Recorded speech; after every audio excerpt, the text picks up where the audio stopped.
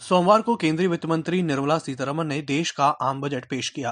इस बजट को लेकर मध्य प्रदेश के मुख्यमंत्री शिवराज सिंह चौहान ने अपनी प्रतिक्रिया दी है। उन्होंने इस बजट को ऐतिहासिक बजट बताते हुए आत्मनिर्भर भारत का संकल्प पूरा करने वाला बताया है। उन्होंने बजट पर अपनी प्रतिक्रिया देते हुए कहा कि यह बजट शिक्षा, स्वास्थ्य, कृषि, रोजगार, इंफ्रास्ट्रक्चर के लिए कारगर है। हमारे प्रधानमंत्री श्रीमान नरेंद्र मोदी जी के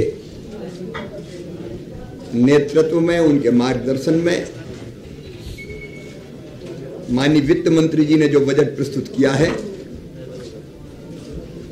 वो आत्मनिर्भर भारत का बजट है। कोरोना काल में एक नई दिशा और एक नई दृष्टि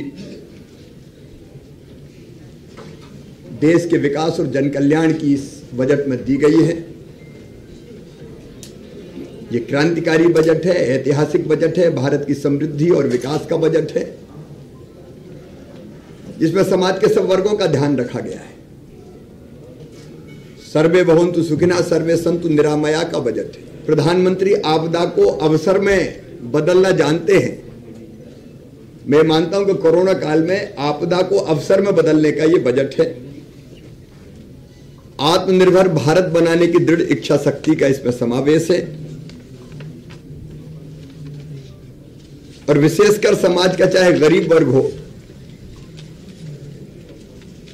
किसान हो, महिला सशक्तिकरण हो,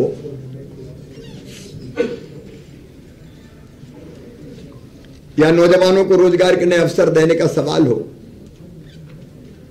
आर्थिक गतिविधियां बढ़ा के रोजगार के सृजन का प्रयास करना और कोरोना जैसे संकट से जूझने के लिए और उसको समाप्त करने के लिए प्रधानमंत्री आत्मनिर्भर स्वस्थ भारत योजना जैसी योजना इसमें प्रारंभ की गई है। 64,000 करोड़ रुपया उसमें रखे गए और कोरोना वैक्सीन के लिए भी 35,000 करोड़ रुपए का प्रावधान है। स्वास्थ्य की दृष्टि से देखें तो 2,23,846 करोड़ रुपए का प्रावधान इसमें किया गया है, 137% ज्यादा। राज्यों को भी सकल घरेलू उत्पाद का 4% तक उधार की सीमा बढ़ाई गई है। तो ये राज्य भी जब ज्यादा पैसा डालेंगे इंफ्रा में, तो यहां भी न केवल अर्थव्यवस्था को गति मिलेगी बल्कि आर्थिक गतिविधियों के तेज होने से रोजगार के अवसर बढ़ेंगे। अकेले मध्य प्रदेश में इससे लगभग 13,000 करोड़ रुपए के अतिरिक्त पूंजीगत कार्य हम प्रारंभ कर सकेंगे।